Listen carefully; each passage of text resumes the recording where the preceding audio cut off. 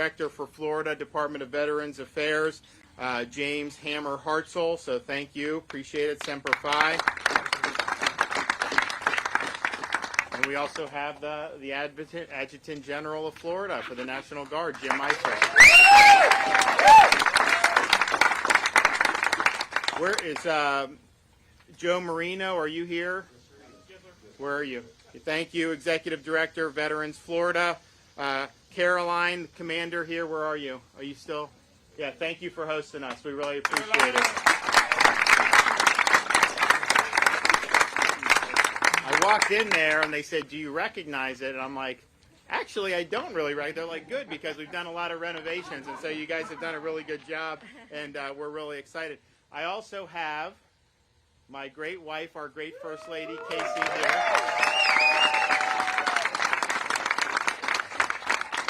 We have our oldest daughter, Madison. Wave to the crowd. Madison. And then we have our boy, Mason. Wave, Mason. Wave to everybody. So he was 9 months when we moved into the Tallahassee in the governor's residence. Madison was a little over 2 years, I guess, at that point. So she always asks about seeing our old house and everything like that, and so we're giving them a chance to maybe be able to do that today. But I want to thank the First Lady for being a real strong supporter of our veterans and our military, and it means a lot.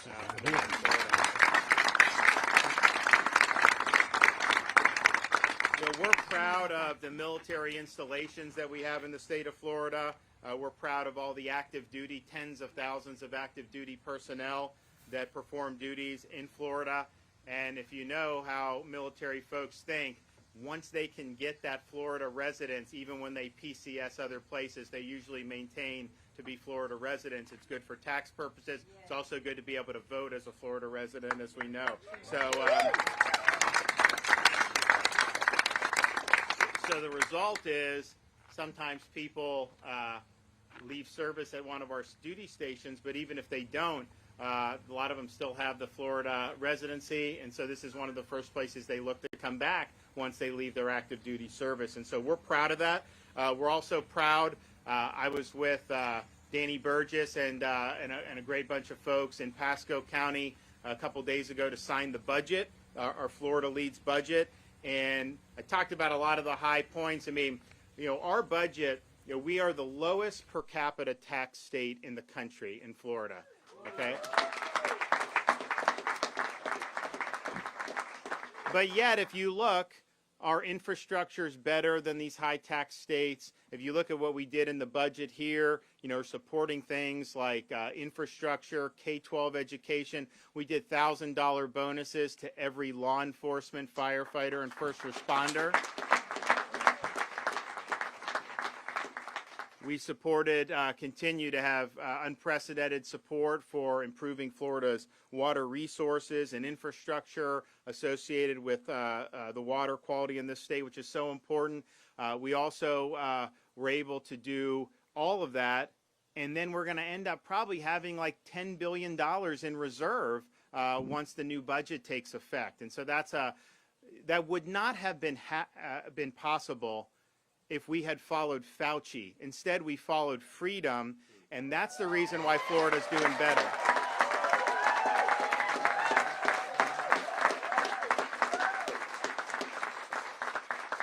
And so we're proud of the fact that our kids were able to go to school, people were able to work, our businesses were able to operate, and many of them now are at the point where they're doing better than they've ever done. And so we're really excited about that. But that was what we needed to do. We were called upon to make sure we were protecting people's rights and freedoms. That's what we did. And this budget that we're doing, we're probably in a stronger fiscal position from a budget perspective than we even were before COVID, and we were pretty strong before COVID. A year ago, if you would have said that, everyone would have said you were nuts. They would have said this is going to be a disaster for the budget. We're going to have a massive hole and all this other stuff. And we didn't know what was going to happen. I vetoed $1 billion. I vetoed a lot of their guys' stuff. I vetoed some of my stuff last year because we just didn't know. But I had confidence that Floridians were going to bounce back. We started seeing that last summer and the fall. and things really started to do well. So we're in a much better position than anyone was able to predict. Here today, we're highlighting a number of pieces of legislation as well as some of the military and veterans related budget items. So our budget that we did has $28 million for Florida military families as well as supporting the military presence in Florida. We did $2 million for Florida's Defense Support Task Force, $1.6 million for the Defense Infrastructure Program, $7.2 million for armory maintenance, $2 million for military base protection, including additional security measures for National Guard armories, $4.1 million to support Florida National Guardsmen seeking higher education degrees, and $11 million to support scholarships for children and spouses of deceased or disabled veterans.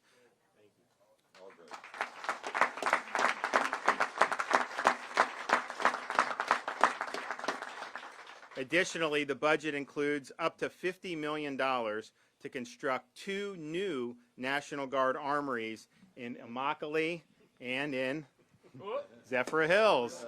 So it's interesting how, you have a Senate president from Pasco County and they get an armory in Zephyr Hills. But we're happy with that. And so we've also partnered, so the budget support is strong, but we've also worked with the legislature to enact some, I think, pretty significant pieces of legislation. So the first bill I'll sign today is House Bill 429, Purple Star Campuses Bill. And under this bill, a military-connected child can expect, under the bill recognizes that under normal circumstances, a military-connected child can expect to move 6 to 9 times from kindergarten through their high school graduation. And some of you may have been, you run into people, where'd you grow up? Well, I was an Army brat, or I was in the Navy, my dad was moving around, or my mom was moving around. So we understand that reality, and we understand that people are coming and going from Florida all the time. We also understand that there are academic challenges that some of these students face as they relocate to new schools when their parents serving in the military is transferred. So this bill embraces military families and ensures access to Florida's world-class school choice options for every military-connected child. The Florida Department of Education under this bill will establish a Purple Star Campus program to identify schools that support military-connected children and to demonstrate a commitment to providing support to military families during their transition. So this will include designating a military liaison to directly support families, updating the school website with resources for military students and families, offering a student-led transition program to assist military students acclimate into a new school, expanding staff professional development training opportunities on issues relating to military students, and reserving controlled open enrollment seats for military-connected students to utilize to ensure school choice no matter the time of year that the military transfer takes place. So we think that that's a good piece of legislation, and we look forward to signing that. We're also going to sign House Bill 435 about veterans training and employment. And what we'll do with this bill is break new ground by becoming the first state in the nation to codify in law a statewide skill bridge initiative that matches service members separating or retiring from Florida's 21 military installations and from those across the country with Florida's boundless career opportunities. We're already hearing this bill will likely become a model for other states to use. This creates a statewide awareness and employment program built on the DoD Skill Bridge program through Veterans Florida, public-private created within our Department of Veterans Affairs, whose purpose is to attract and retain veterans and their families by connecting them to employment, training, and educational opportunities. The Skill Bridge program allows service members to gain workforce training with civilian employers while on active duty during their last 180 days as they transition out of the military, helping the folks that stand the post for us to transition from military life to civilian life is an important function that we need to be able to participate in, and I think that this is really going to be helpful to a lot of veterans. When people are getting out, DOD has different things, but there's not always been a great connection between DOD and the actual communities on the ground. They've worked different ways. I think this is going to help bring that together even more, which is really, really good. We also have and recognize the unique skill set that veterans bring to the table. So I'll sign SB 922, which recognizes that Every year, about 200,000 service members finish their military service and then re-enter the civilian workforce or enroll in additional education. This bill will authorize state and political entities to waive certain post-secondary educational requirements for employment for eligible service members and veterans. The legislation requires Florida governmental agencies to develop and implement a veterans recruitment plan, which will result in more employment opportunities for veterans. It also enhances preferences given to veterans and their family members when a numerically based selection process is used for hiring. Enhanced veterans preference opportunities expands our ability to attract and retain top talent as another way to ensure Florida remains the most military and veterans-friendly state in the nation. And since we're signing these bills today, I also want to let everyone know that on June 9th, when Florida's Career Source Board has their board meeting, which will also be right here in Ponte Vedra Beach, that as part of that meeting, the board will officially be voting on Florida's annual budget for its Workforce Innovation and Opportunity Act funding. This is funding that goes to agencies like Career Source, the Department of Education, and the Department of Economic Opportunity. As part of this, 15% of the funds can be reserved by a state's governor for discretionary purposes to support innovative projects that enhance opportunities for employment and economic opportunity. So I've approved about $26 million as the governor's share for that plan, and we will have at least $7 million and maybe more dedicated to expand employment pathways and support services for Florida's veterans and for Florida's military spouses, and we'll be focusing specifically on homeless and disabled veterans. These $7 million in funds will provide targeted in-demand employment opportunities through career, training, and support services to active duty military spouses and veterans facing barriers to employment. So unemployment for veterans increased like everybody in 2020. Labor force participation decreased in 2020. We want to get that back and rebound. Things are rebounding generally, but we want to make sure the veterans are leading the fore. So we are going to be able to use these funds to do a lot of stuff to help veterans: housing assistance, financial counseling, access to military benefits, mental health and substance abuse counseling, transportation, and child care services. So I look forward to them approving that plan next week. I think it'll be a really good plan, and I think it yet again shows that Florida is here to stand with the men and women who stood by us. So I want to thank everybody.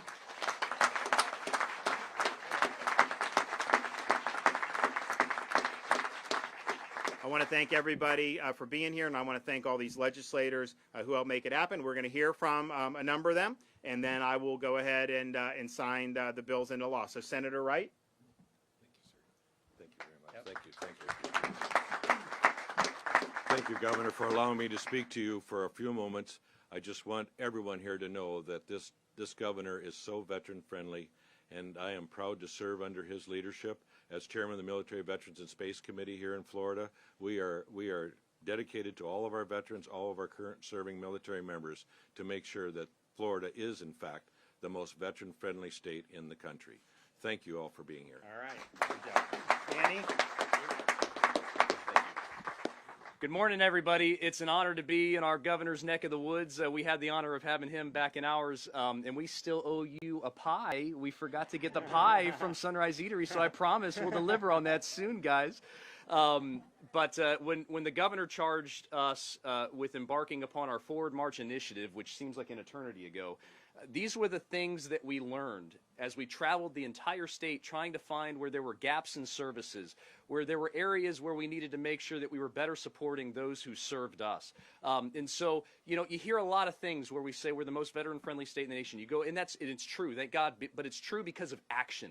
Because it's one thing to say it, and it's another thing to take action. And we are very blessed to have a governor and a speaker and a Senate president who ensure every day that we're caring for those who cared for and looked over our shoulder and cared for us. And so these are products of those initiatives, of those discoveries, and that drive and desire to make sure that not only are we the most veteran-friendly state in the nation, but that we make sure that as veterans are starting their lives after service, learning how to take that uniform off, because we do such a good job of teaching them how to put it on, we don't necessarily do a great job of teaching them how to take it off.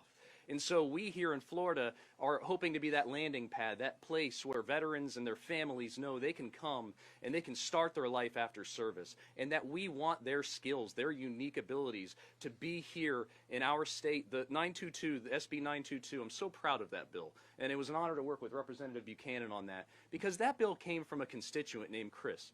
I've known him for years. He's a Navy veteran. Chris is an amazing advocate, a great speaker, an upstanding citizen, and a great advocate for veterans. And he wanted to apply for, and did apply for, and interviewed for a position that would have allowed him to advocate for veterans, to be a peer-to-peer type position. But because he didn't have his degree, he was barred from being able to have that position. And it's not that they didn't want to hire him, it was just that barrier. And so 922 allows governments to waive that barrier when they feel like they have an otherwise perfectly qualified candidate for that job. And so it was an honor to be able to bring something that we learned from home and to carry it up to Tallahassee and get it done. So I just want to end with, I'm so glad, Governor, that you mentioned veteran spouses. We all know that our spouses are the backbone of the military, and allow us to be able to do what we do on a daily basis. And I think the same thing applies in a lot of realms of service. And so I think, being back in your hometown, Governor, it's only appropriate to recognize our amazing First Lady, Casey DeSantis.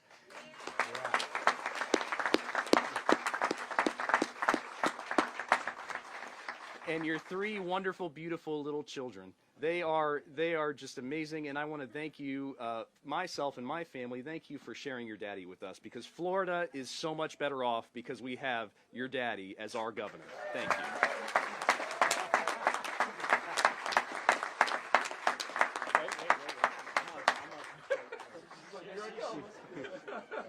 So cute. Good morning. I want to thank Governor DeSantis for helping ensure that Florida remains a very veterans-friendly state. It was an absolute honor to work with my Senate counterpart, Senator Burgess, on this very important piece of legislation. Today is a true win for our veterans here in Florida and for the state. Creating more opportunities for our veterans is what it's all about, while continuing to diversify our government entities. So I'm just so proud to be here with our governor, my Senate counterpart, and thank them for their involvement in this. Thanks. Appreciate you. Thank you very much, Governor DeSantis. Ladies and gentlemen, I'm Tyler Soroy from Brevard County. I have the honor having in my county Patrick Air Force Base, which is now our Space Force Base, right here in the state of Florida. It's a pleasure to be with you all today as we renew Florida's commitment to being the most veteran-friendly state in the nation. And the more that I hear you speak, Governor, I really do believe that we should make America Florida. Thank you very much.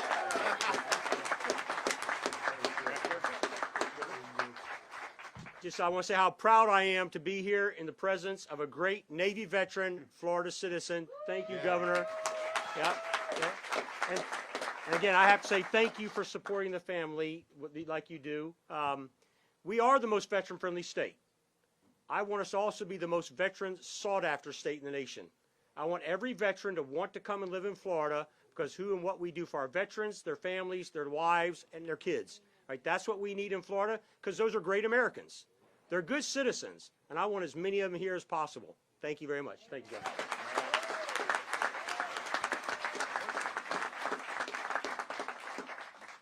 Sure you don't want to say anything? Okay. He's busy preparing for hurricane season. You know, we look at this time of year, and you never know what's going to happen. I'm going to ask First Lady to come up in a minute. You know, it's interesting. I think about this area. When we got married, we bought our house. It was like 2009. The market was at the bottom. So then we moved to Tallahassee, and we were just like, you know, we didn't know. So we sold the house, made a lot of money. But if I had just left it vacant and just, I mean, everything's going up so much. I mean, we're totally priced out of the market. So, but we appreciate it. We also appreciate all these guys that have worked hard to support our veterans. And you know what? The people that wear the uniform in our country, they deserve our support and respect. But so do the people that wear the blue and support our public safety every day.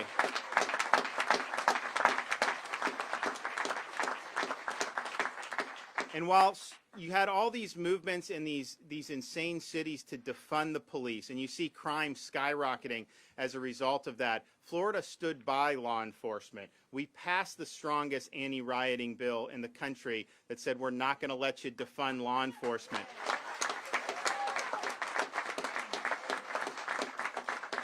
And while they were trying to defund law enforcement, we said we'd fund them and then some. And these guys in the legislature approved at my request $1,000 bonuses for every law enforcement, fire, and first responder of the state of Florida. So we're proud of the accomplishments. We're going to sign this into law first, but first the First Lady's going to come up. And I think this is going to be Mason's first ever bill signing. Madison's a pro at it, so you can kind of come up.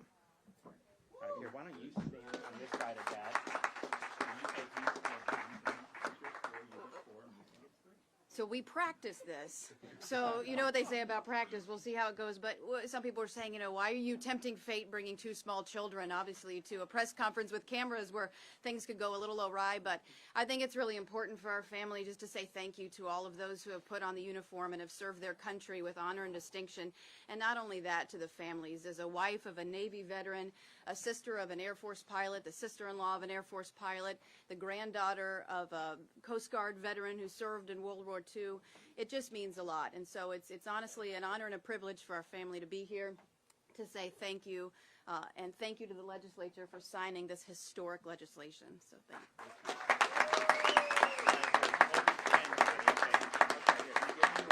You guys can get behind here. Is today the 4th? 4th? Yes.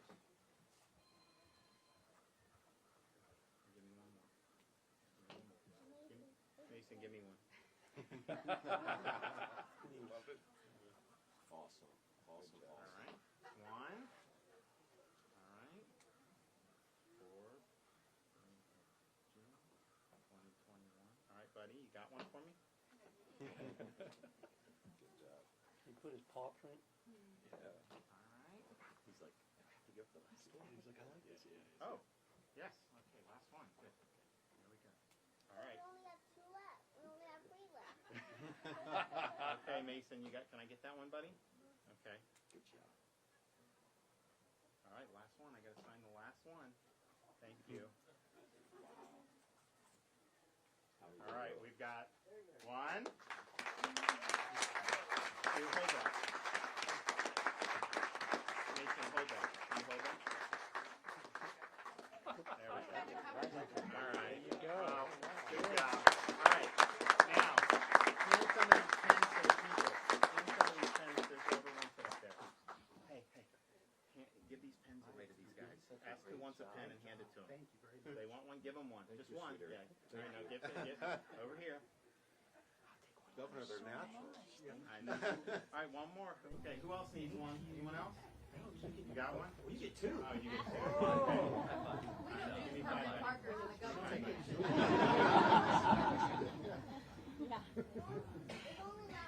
Why don't you take it? You want to keep one for yourself? Okay.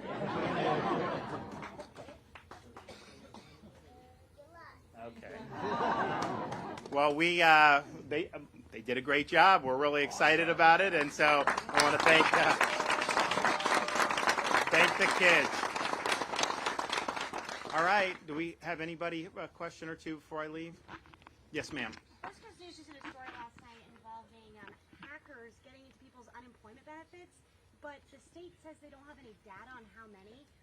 Is there any reason why they don't have that data? Or So the question is about trying to hack things like unemployment benefits. Well, I'll refer you to Dane. I can tell you, Florida, we've prevented billions of dollars in people trying to steal unemployment benefits. And some of these other states, they've lost tens of billions of dollars. You look at like a California. So we absolutely have data on some of the, I know we did $1 billion prevention of theft just in January of this year.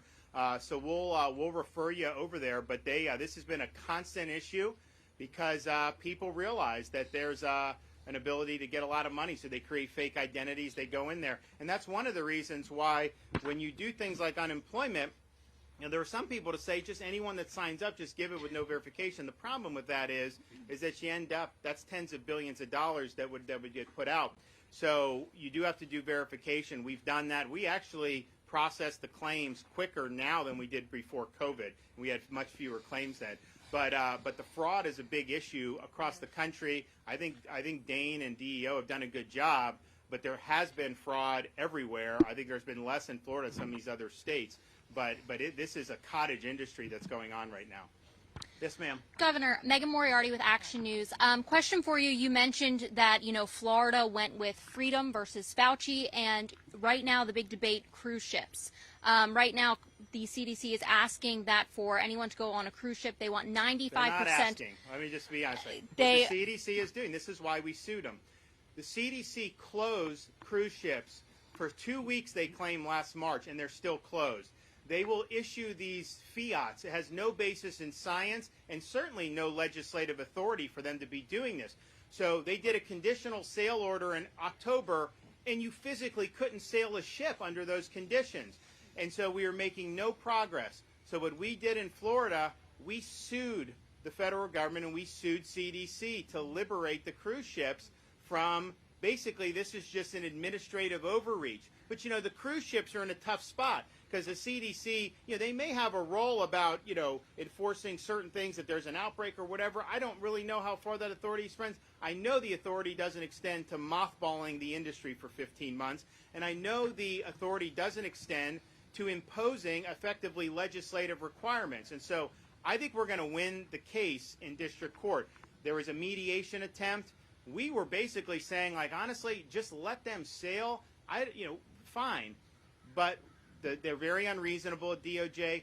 They believe, so the kids aren't permitted to be vaccinated under the EUA, and they're at such little risk, most parents are going to decide not to do that because you don't know what the potential problems are going to be.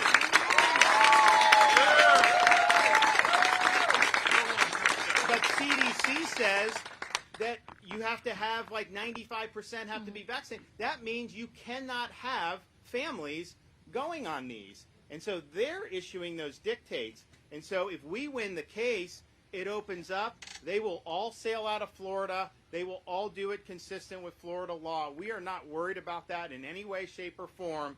But just understand, this bureaucracy needs to be brought to account. You can't have a bureaucracy that's just going out and issuing these rules on the fly. They literally said, if you're sunbathing on a cruise ship, you have to wear a mask. Really? I mean, give me a break. And I think now with Fauci's emails, and you see all this stuff, it's pretty clear that a lot of this stuff was fly by the seat of your pants guidance. This was not based on hard data. In fact, there were people who were showing, pointing out about that this thing came from the lab. If you said that a year ago, corporate media said you were a conspiracy theorist. Facebook would deplatform you for saying that. Now, it's almost impossible to make the case it was natural because they haven't been able to do any linkage, and it's 15 months plus later. And so the lab leak is by far the most plausible explanation. And so we just have to ask ourselves, why was Fauci and these other people sending grants to Wuhan or some of these other places? I'm sorry, that is not an appropriate use of tax dollar money. And when he testified many years ago that doing gain-of-function research, the risk of having a pandemic is worth doing the research, I disagree with that. I think this has been a disaster what's happened, and China has covered it up. They need to be held accountable, but the bureaucrats in the United States also need to be accountable for what they did.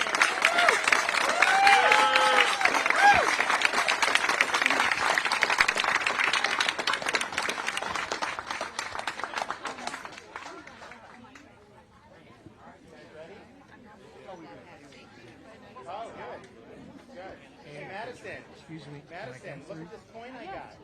You like that? You want to hold it for me, or you want Daddy to hold it? Okay, all right. Say Semper Fi. Yeah, sure. Yeah, I know. How are you?